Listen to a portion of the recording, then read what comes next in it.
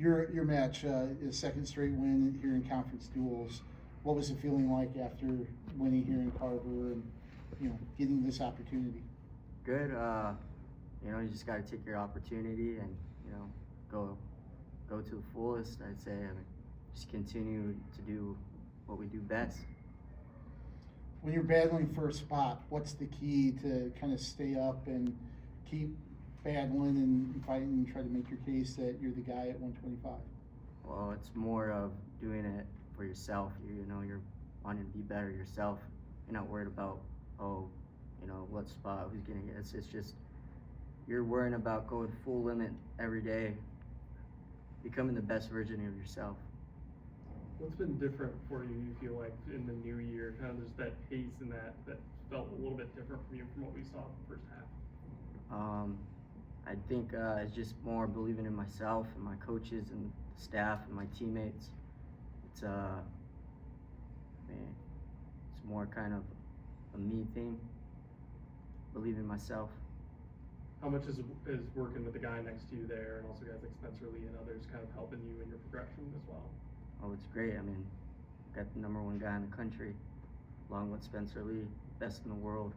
You take advice from him, and you use it. For you, you converted on your first 4 shots. What allowed you to be so successful in finishing and tailing those takedowns? Well, for me, I just like to score. I just like shooting until I get it. I'm not gonna stop until I get it. Drake, can you kind of just walk us through that final sequence to get the takedown late? What was kind of going through your mind, how you were able to get it done? It's kind of hard to like go through it just because adrenaline was going and stuff. But I did rewatch it, and I don't know. It's just kind of been a position I've worked on, and I got there and I capitalized. I got to get more of that offense going in the first half, first period, second period too. That was a late takedown, so I got to continue to get offense going earlier, just like Tom said.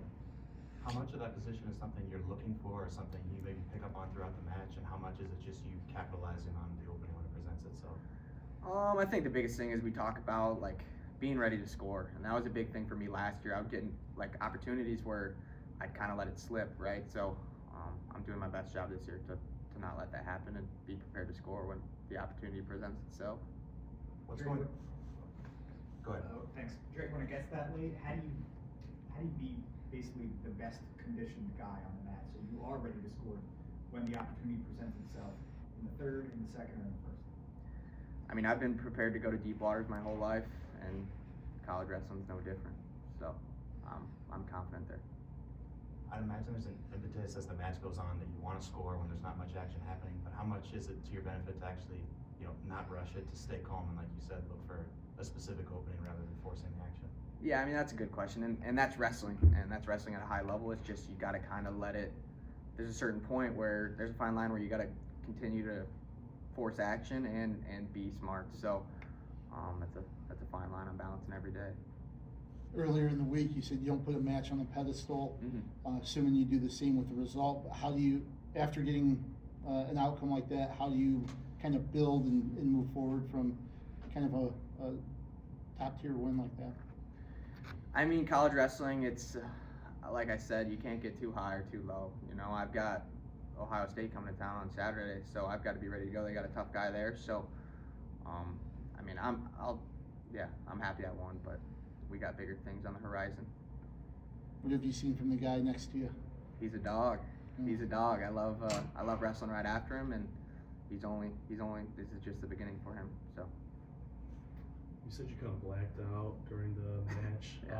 Something like that with the adrenaline. Did it come back to you when you were getting your hand raised? What was kind of going through your mind there?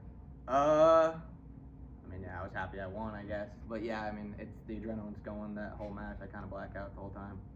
I don't know. Maybe it's just me. Maybe it's everybody. I'm not sure. But. One more.